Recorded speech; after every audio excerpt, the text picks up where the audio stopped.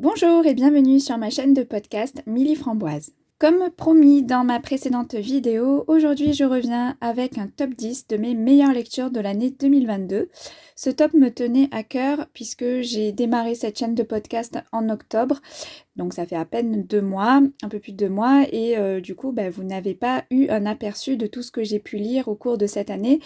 Je me suis dit que ça vous permettrait aussi de voir mes goûts en matière de livres, de littérature, d'auteurs aussi, puisqu'il y a quand même quelques auteurs chouchous, quelques-uns de mes auteurs chouchous dans cette liste que je vais vous faire juste après. Alors vous allez voir évidemment qu'il y a très très peu d'auteurs asiatiques ou d'auteurs hispano-américains ou étrangers. À part les auteurs anglophones, on va dire, puisque j'ai eu une envie assez récente, hein, comme je vous l'avais dit dans ma vidéo présentation, de découvrir des nouveaux auteurs, de nouvelles littératures, etc., de partir vers de nouveaux horizons. Donc forcément, dans ce top, il y aura essentiellement des auteurs anglophones ou français. Donc j'ai classé mes meilleures lectures. Les 7 premiers livres dont je vais vous parler, c'est tous ceux où j'ai mis la note de 17 sur 20. Et je les ai classés dans l'ordre chronologique où je les ai lus, donc ce ne sera pas du tout par ordre de préférence. Par contre, après, au niveau de mes lectures 8, 9 et 10, donc c'est un top 3 que je vais faire, avec 2 lectures dont j'ai mis 18 sur 20 et une lecture où j'ai mis 19 sur 20, donc ça aura été ma meilleure lecture de cette année 2022. Et donc pour faire durer le suspense plus longtemps, je vais bien sûr commencer par les livres auxquels j'ai mis 17 sur 20 pour terminer avec ma meilleure lecture de l'année 2022. Donc je vous invite à écouter ce podcast en entier puisque dans ce top, il y a quand même des petites pépites à découvrir. Et c'est parti! Alors je commence avec le premier livre, il s'agit de Comme toi de Lisa Jewell. C'est un thriller psychologique. C'est une jeune fille de 15 ans qui un jour disparaît mystérieusement et on ne la retrouve pas. Sa mère n'a jamais réussi à faire son deuil et 10 ans plus tard, elle rencontre un homme qui a une petite fille de 10 ans et qui est le portrait craché de sa fille disparue. Donc j'avais vraiment beaucoup aimé ce thriller psychologique. Alors pour rappel, les thrillers psychologiques font partie de mes genres préférés de livres. J'en lis quand même...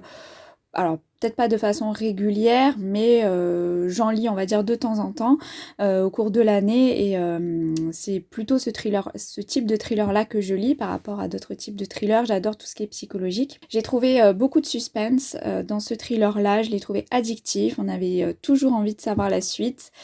J'avais deviné certaines choses, d'autres pas. Il y a un côté glauque qui m'a fait frissonner. J'adore aussi quand les thrillers psychologiques me font frissonner, puisque j'en lis certains où des fois, bon, voilà, c'est sans plus, mais moi j'adore avoir peur, on va dire. Autant dans les films, je peux pas, j'ai beaucoup de mal, mais alors dans les livres, j'adore avoir ce petit frisson quand même, et c'est ça qui fait que j'adhère ou pas à un thriller psychologique. Il faut quand même que je frissonne, puisque je suis quand même un peu trouillarde, hein, un peu beaucoup trouillarde même. Donc du coup, il m'en faut pas beaucoup pour frissonner, donc si déjà je frissonne pas en lisant un livre, c'est que pour moi, il est pas... Et voilà, il manque quelque chose. Mais celui-là, j'avoue qu'il m'a fait quand même pas mal frissonner, hein, comme toi de Lisa Jewell. Il est vraiment dans la lignée des thrillers psychologiques que j'aime, donc j'avais passé un très bon moment de lecture avec ce livre-là. Ensuite, je vous parle de Meurtre et Muffins aux myrtilles. C'est un cozy mystery et c'est un tome 3. Donc c'est le tome 3 de la série écrit par Joanne Fluck. On suit Anna, une pâtissière de 30 ans qui est propriétaire du Cookie Jar et qui mène des enquêtes. Donc là, je vais pas trop vouloir vous en dire au niveau de ce tome 3 puisque c'est un tome 3. Bon, après, dans chacun des tomes, l'enquête est indépendante. On suit toujours une enquête différente. Mais la vie privée de Anna, on suit quand même aussi la vie personnelle de Anna. Et il y a quand même un certain fil rouge entre le tome 1 et le tome 3. Donc je vais pas trop vous en dire. J'avais commencé cette série, je ne sais plus quand, si c'était il y a 1 ou 2 ans. En tout cas, j'ai découvert cette série et j'aime beaucoup déjà le cozy mystery. Je vous en avais parlé dans ma vidéo présentation, c'est un des genres de livres que je lis. Et donc cette série me plaît beaucoup. C'est une série avec une ambiance cocooning. Alors évidemment, même s'il y a un côté policier, le côté policier est très soft, hein, c'est du cozy mystery, donc faut pas s'attendre à quelque chose de trash. Tant mieux pour moi puisque je ne peux pas lire les thrillers qui sont trop sanglants, trop trash. Donc moi ça me va parfaitement bien. Et c'est vrai que le côté cocooning où le côté vie personnelle d'Anna prend quand même beaucoup de place. L'enquête est des fois mise au second plan. Il faut savoir à quoi s'attendre quand on lit du cozy mystery. Donc j'ai lu 2 tomes cette année, le tome 3 et le tome 4. Le tome 4 que j'ai fini là récemment. Le tome 3 je l'ai vraiment beaucoup aimé. Le tome 4, un tout petit peu moins que les précédents, donc je vous en parlerai pas forcément en podcast avis lecture. Mais ce tome 3, je l'avais vraiment beaucoup aimé. Pour moi, cette série meurtre et ça peut être muffin aux myrtilles, comme ça peut être tarte et citron meringué ou je ne sais plus les précédents noms, mais voilà, on voit vraiment les 2 thématiques rien que dans le titre, hein, entre le côté policier et le côté pâtisserie, cocooning, cozy mystery. Pour moi, cette série reste une valeur sûre quand j'ai envie de me lire un cozy mystery. Un autre livre qui mérite sa place dans ce top, c'est Nouvelle Babel de Michel Bussy, qui est un thriller dystopie science-fiction, on va dire. L'histoire se passe en 2097. Sur une île privée paradisiaque, un groupe de retraités est assassiné.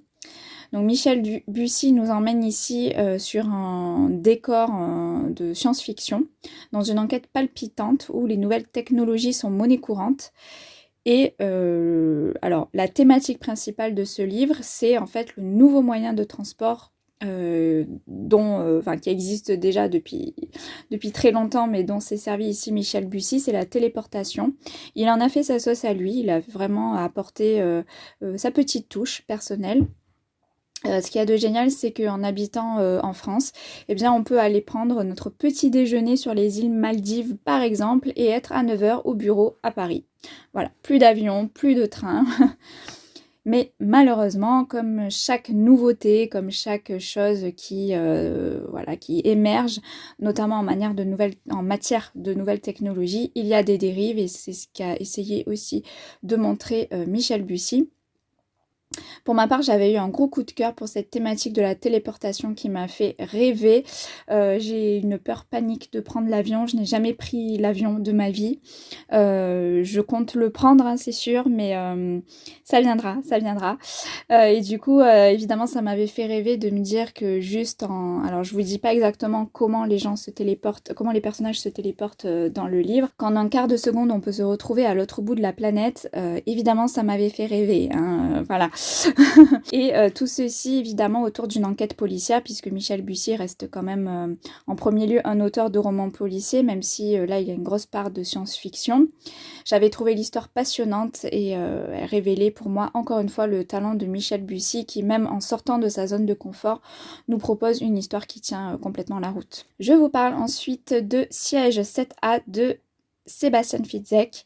C'est aussi un thriller psychologique. Un homme dans un avion reçoit un appel anonyme. Il lui dit, en gros, soit tu prends le contrôle de l'avion et tu provoques un crash, ce qui tuerait tous les passagers de l'avion et toi avec, soit je tue ta fille, puisque sa fille s'est fait kidnapper. Et là, donc, on va se demander quel choix va faire cet homme.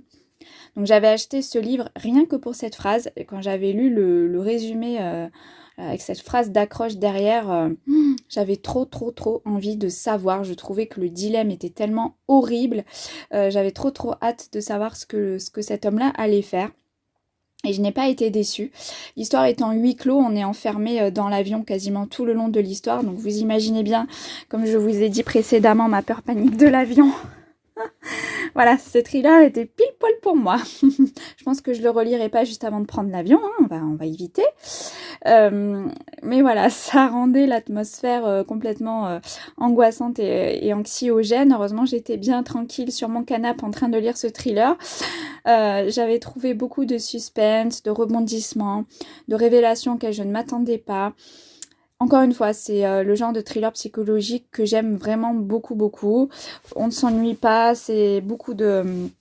les événements s'enchaînent, c'est pas long, c'est pas lent, voilà. Enfin, moi, j'avais vraiment adoré Siège 7A et ça m'a donné envie de découvrir d'autres livres de Sébastien Fitzek que j'ai découvert avec ce livre-là. Je sais que c'est un auteur quand même assez populaire en matière de thriller psychologique et j'ai bien envie d'en lire d'autres de cet auteur. Il faudra que je découvre cet auteur un peu plus en 2023, pourquoi pas. Un autre livre que j'ai adoré, il s'agit du livre Le souffle des rêves de Clarisse Sabart.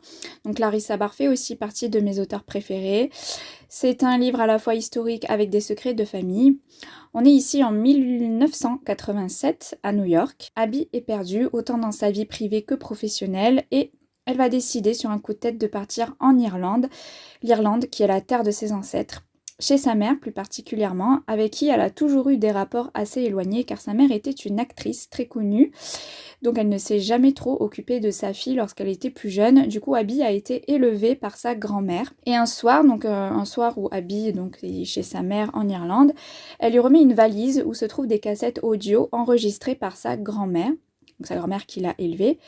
Sous forme de journal intime, nous allons après remonter le temps au début du XXe siècle et suivre l'histoire de Lucy, donc la grand-mère d'Abby, qui a quitté son Irlande natale pour partir vivre à New York. J'avais adoré l'ambiance du New York des années 1910-1930 puisque nous allons suivre Lucy sur à peu près une dizaine ou une vingtaine d'années, avec des secrets de famille, des personnages attachants, des destins de femmes hors du commun. Clarisse Sabar sait vraiment mettre les femmes en avant dans ses livres en général. Elles ont toujours des destins hors normes, des chemins de vie marquants. C'est des femmes qui marquent leur génération en général et j'adore ça. Ça rend ces héroïnes vraiment attachantes. C'était une histoire passionnante, j'ai trouvé, surtout les moments du passé, puisque en général, moi qui adore les sagas familiales, c'est très rare, mais en général, ouais, j'ai toujours une préférence pour les moments du passé qui sont passionnants, puisque j'adore le côté historique. En plus, ma période de l'histoire préférée, c'est la Belle Époque, donc tout ce qui est fin 19e, début 20e, on va dire jusqu'à la Seconde Guerre mondiale. J'adore cette période de l'histoire. Et du coup, bah là, c'était clairement cette période-là. C'était un bon gros pavé, mais un bon gros pavé passionnant. Comme c'est les écrire Clarisse Sabar, j'avais passé un très très très bon moment avec ce livre que j'ai, voilà, vraiment passionnant. Donc je vous le conseille fois 1000. Une fois n'est pas coutume, je vais vous parler d'un livre de fantasy. Comme je vous avais dit dans ma vidéo de présentation, je n'en lis quasiment jamais. Donc là, c'était vraiment une exception. Il s'agit du livre Le Joyau de Féerie de Elodie Strong. Donc c'est une auteure auto-éditée. Et c'est un livre de fantasy où on va suivre deux peuples principalement, donc les fées et les hommes. Après une guerre entre les fées et les hommes, il y a un traité de paix qui stipule que 3 princesses fées doivent épouser les 3 fils aînés des plus grandes puissances mondiales, donc les hommes. Mais cette paix est précaire et on va suivre Lorelei notamment. Après on va suivre bien sûr les 3 fées, mais Lorelei et l'une des 3 fées découvre un complot qui vise à s'emparer du joyau de Féerie. C'est un joyau qui est situé dans un coin reculé de Féerie et qui est l'objet de toutes les convoitises. Les fées comme les hommes veulent s'en emparer. Donc on va suivre la quête des fées, à la fois des fées et des hommes, à travers ce pays imaginaire pour retrouver le joyau. J'avais trouvé ce monde de féerie passionnant. Ce que j'ai aimé, c'est que l'auteur a su créer tout un univers bien à elle, avec une faune et une flore, par exemple, vraiment propres à ce monde. C'était vraiment magnifique. Les paysages étaient très bien décrits. On arrivait bien à s'imaginer ce monde-là grâce aux descriptions qu'elle avait fait. Les personnages étaient attachants, on suivait leur quête avec plaisir. Moi j'avais beaucoup aimé, alors évidemment je ne suis pas du tout spécialiste de la fantasy, comme je vous dis, je dois en lire un par an et encore, donc je suis pas du tout spécialiste, mais voilà, pour une non spécialiste, j'avais beaucoup aimé ce roman qui m'a fait penser à plusieurs films, parce que bon, moi mes références en termes de fantasy, ça serait plutôt les films, puisque je regarde beaucoup plus de films fantasy que je lis de livres fantasy. Bon voilà, des fois il y avait un petit côté Le Seigneur des Anneaux par exemple, ne serait-ce que quand on parle de quête pour arriver à un but précis, c'est vrai que Le Seigneur des Anneaux est quand même la référence. Et bon, je suis une fan incontestable du Seigneur des Anneaux.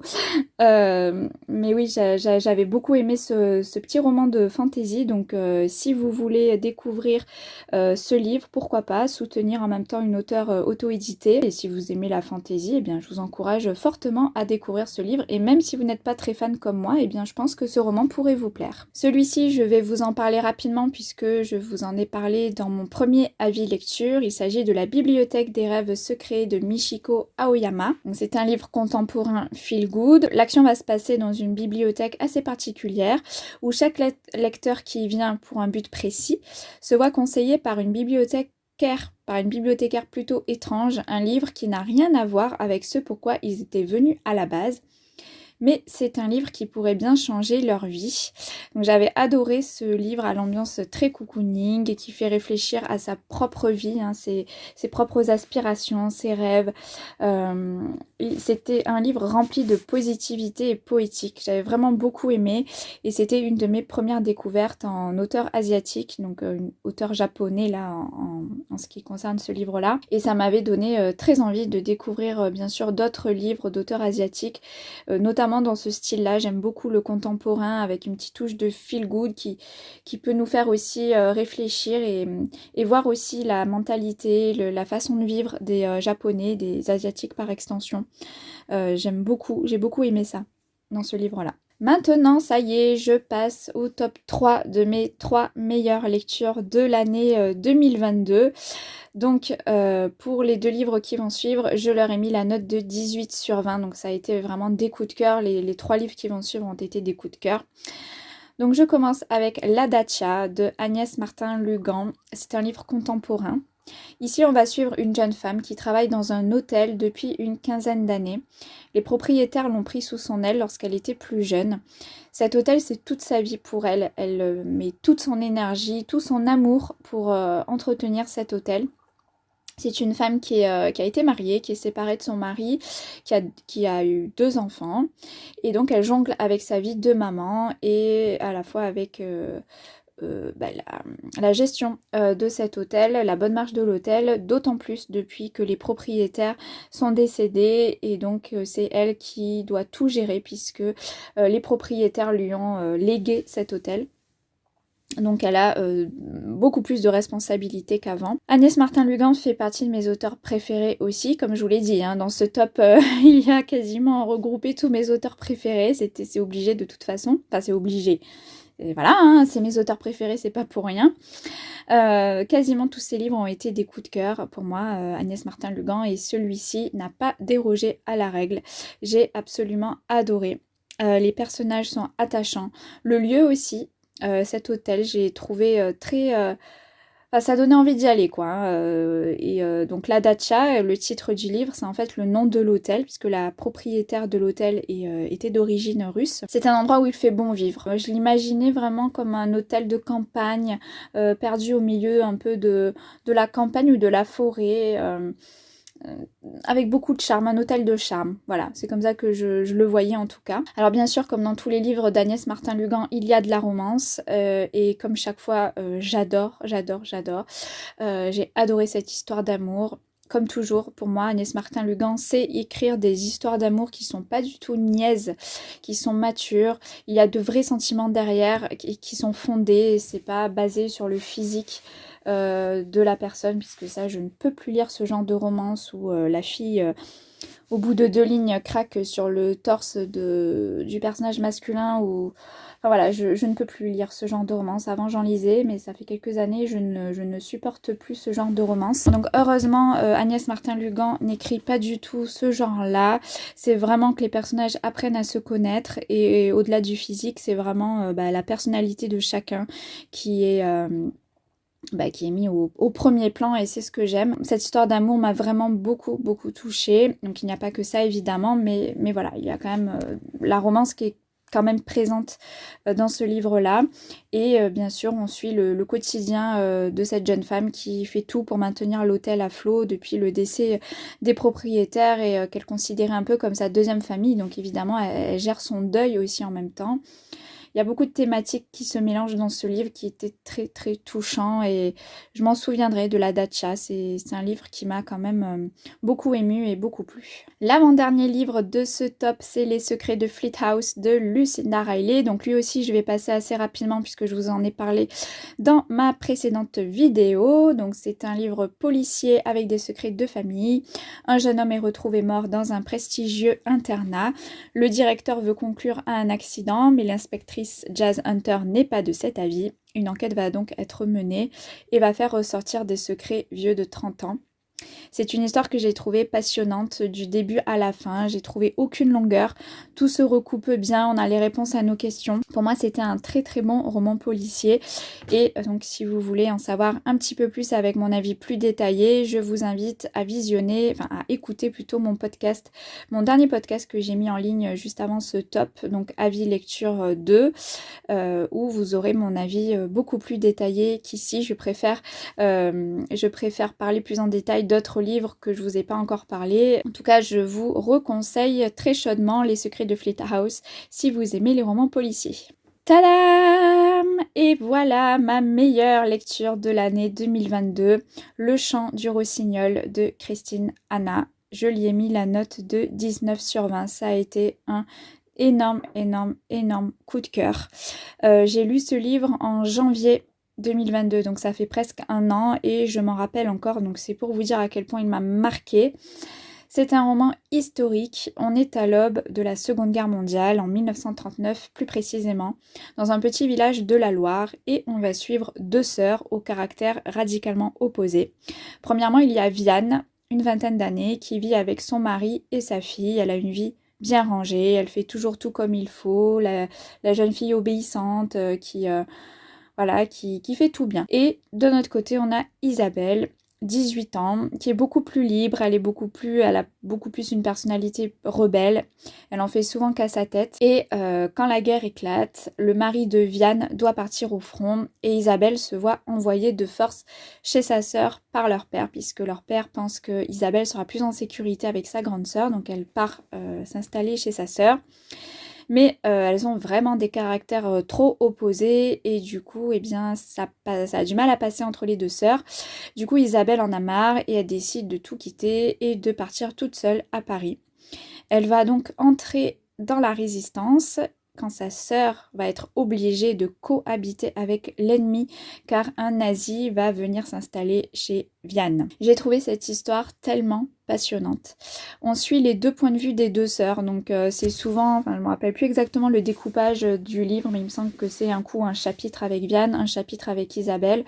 On alterne comme ça les deux points de vue, comme ça on les voit tout le long du livre, on les voit évoluer toutes les deux, chacune de leur côté, et c'est super en fait de voir, de voir ça et de voir à quel point elles sont différentes toutes les deux. Comme quoi on peut être sœurs et avoir des points de vue et des façons de penser, façons d'être complètement différentes. J'ai trouvé la vie de résistante d'Isabelle super intéressante.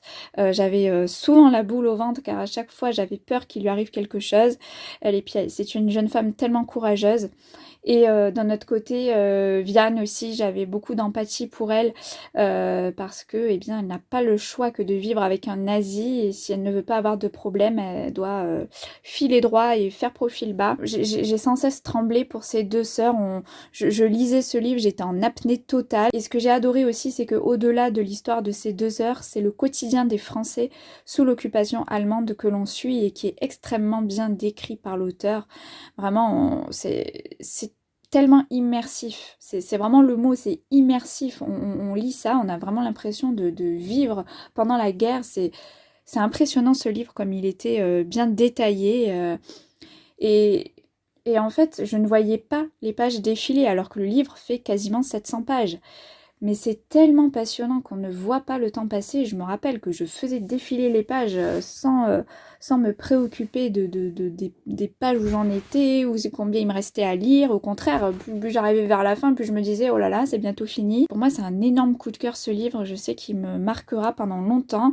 Comme je vous l'avais dit dans ma précédente vidéo avis lecture, les livres qui se passent pendant la Seconde Guerre mondiale, en général, me touchent beaucoup. C'est un événement qui, enfin depuis que j'ai appris cet événement à l'école, qu'on l'a beaucoup étudié à l'école, etc. C'est un événement qui m'a toujours marqué vraiment et de lire des livres qui se passent pendant cette période, j'adore parce que j'apprends sans cesse des nouvelles choses et j'ai tellement d'empathie et je suis tellement touchée à chaque fois par tout ce qui est arrivé et là de le voir de manière fictionnelle, hein, bien sûr, c'est de la fiction, mais il y a quand même bien sûr une part de vérité, notamment comme je vous dis quand Christine Anna décrit ce quotidien que vivaient les Français avec ces nazis qui étaient là dans le village et qui prenaient possession des lieux, quoi, et les Français ne se sentaient plus du tout chez eux puisque les nazis étaient là tout le temps et au point de réquisitionner la maison de ces Français. Et ne parlons pas évidemment des Juifs, malheureusement, qui étaient là. Mais je vais m'arrêter là. Je vous laisserai découvrir ce livre. Si vous n'avez jamais lu cette petite pépite, eh bien, je vous le conseille très très fortement. Moi, je vous dis, c'est ma meilleure lecture de l'année 2022. Je l'ai lu il y a presque un an et je m'en souviens encore. Donc, vraiment, c'est voilà, j'ai tellement aimé ce livre. Cette vidéo top 10 est à présent terminée. J'espère que ça vous aura plu de me découvrir un petit peu plus à travers mes lectures. Et pourquoi pas, peut-être que je vous ai donné envie de découvrir l'un de ces livres. En tout cas, vous n'hésitez pas à me dire dans les commentaires si vous avez déjà lu l'un de ces livres. Et puis sinon, si je vous ai donné envie d'en découvrir un. J'aimerais bien en tout cas, puisque c'est vraiment que des livres que j'ai beaucoup aimés. En ce qui concerne ma prochaine vidéo, eh bien ce sera également un top, mais cette fois-ci un top 5 séries. J'aimerais bien vous parler des 5 meilleures séries que j'ai vues en 2022. Donc comme je vous l'avais dit dans ma vidéo de présentation, cette chaîne de podcast est essentiellement centrée sur les livres et la littérature, mais je ne m'exclus pas de parler d'autres sujets, puisqu'il y a d'autres choses qui m'intéressent que la lecture, notamment je suis devenue une vraie cinéphile, hein, j'adore regarder des films et des séries, j'en regarde pour ainsi dire tous les jours. Et donc ça fait partie quand même de mon quotidien, ça rythme surtout mes soirées. Et du coup j'avais très envie de partager aussi cela avec vous. Donc j'aimerais beaucoup vous faire un top 5 des meilleures séries que j'ai vues en cette année 2022. Donc j'espère que ça vous plaira et ce sera la prochaine vidéo qui va arriver sur ma chaîne de podcast d'ici quelques jours. Voilà, et bien écoutez, en attendant je vous souhaite de très bonnes lectures et je vous retrouve donc très bientôt.